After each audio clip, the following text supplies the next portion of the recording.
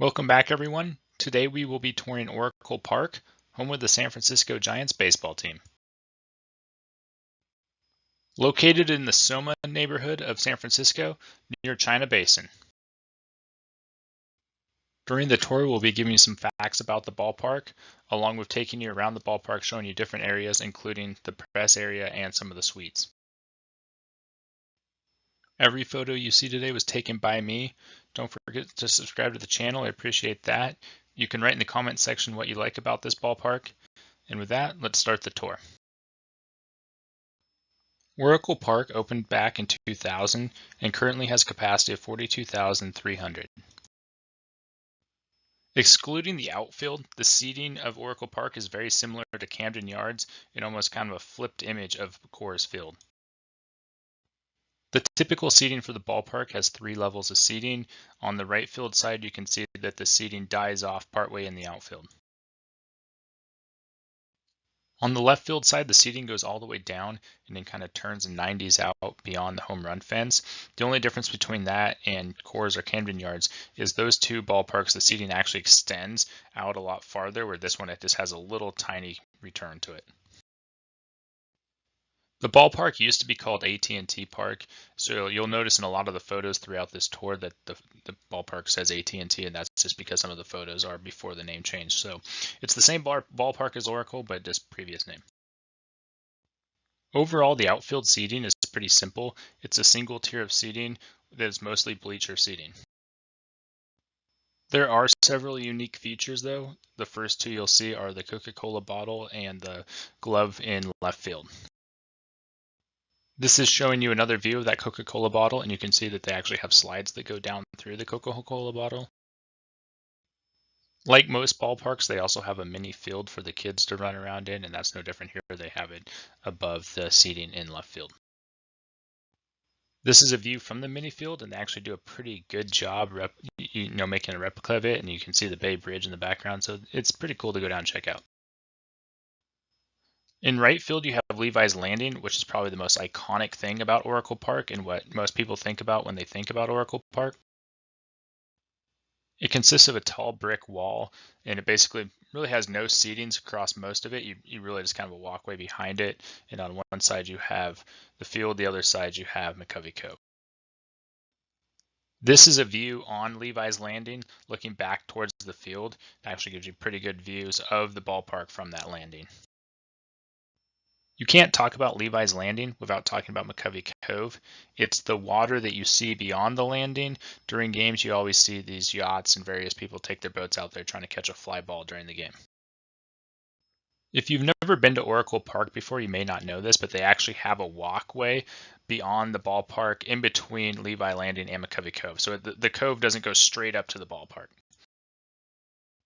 A lot of people love Oracle Park, and most of it's really kind of the same as Coors Field and Camden, which they're great ballparks too. So you're not comparing to bad ballparks. But I think why one reason people really do love Oracle Park is because you have the bay in the background. So when you're sitting in the seating, you look out and you have beautiful views of the Bay Bridge, and Oakland in the background as well. Beyond center field in the bay, they actually have a marina where a lot of people have their boats tied up, and they have a ferry landing there, so a lot of people can actually take a ferry to the game. Another thing that really stands out in the outfield is the large video board in straight center field with the 2 large light towers out there as well. The ballpark is located on the bay in San Francisco, so most games are really cold and really windy. I preferred to go to a lot of the day games because, when you go at night, most of the time it gets pretty cold by the end of the game.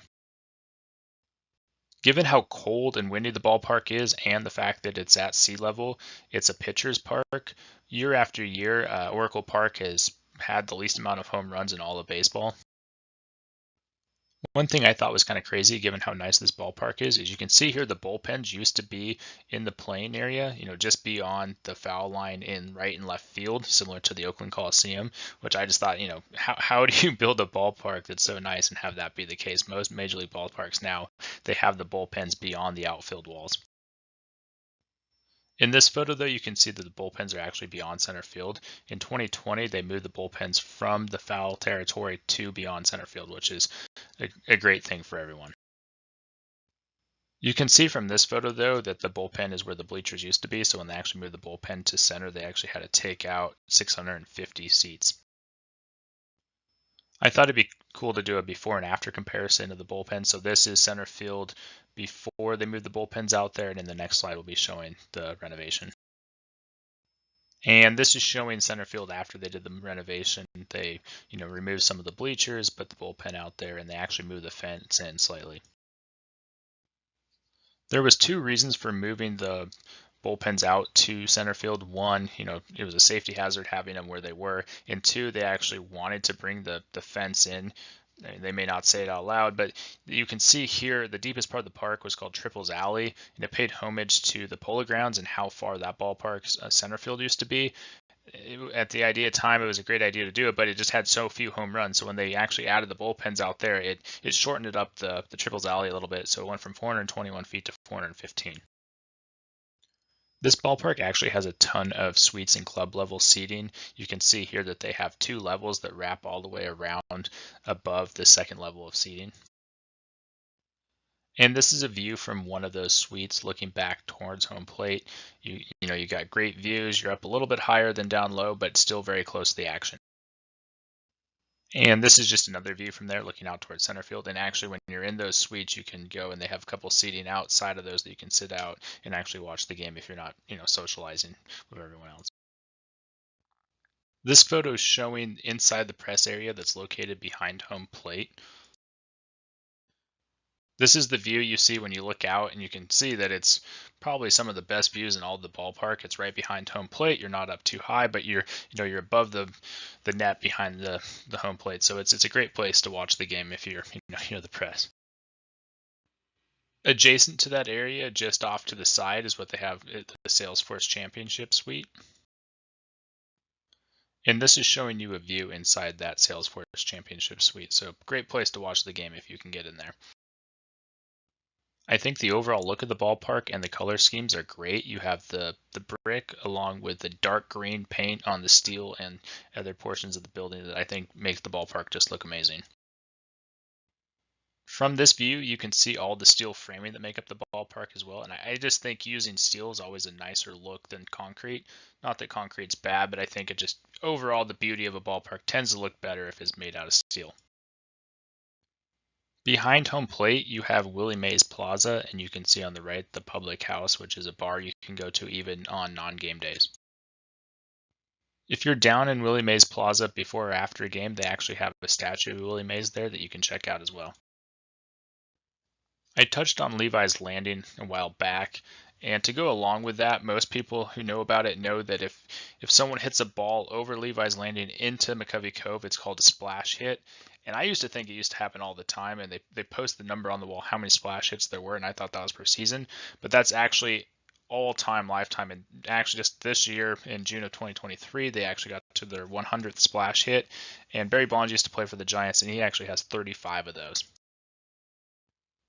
Speaking of Barry Bonds, he actually set the record for most home runs at AT&T Park at the time. That's what it was called, and they have a plaque of that down here. Very controversial, but the record was broke in this ballpark. Outside the ballpark, down the right field line, you can see they have this wall of New York and San Francisco Giants, their titles, etc. And if you don't know this, the Giants used to be located in New York, but it's great to come out to this area and just see the history of the team.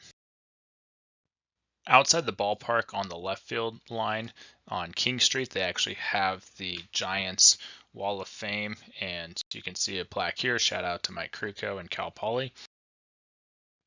Moving back inside, I will touch on the batter's eye. I think it's pretty boring, not much there, so we won't say much about it. As you go to the ballpark, another thing you may notice is they have multiple clock towers, and I think it's a great look. You can see two in this photo, and on kind of each side they have a clock showing what time it is. I just think it's a nice touch to the ballpark. This is a closer look of the clock tower down the left field line in the outfield. So if you come in on this end of the ballpark, you have a clock tower as well. The lighting situation throughout ballparks in Major League Baseball vary greatly. It's always interesting to see what they have. Oracle Park actually has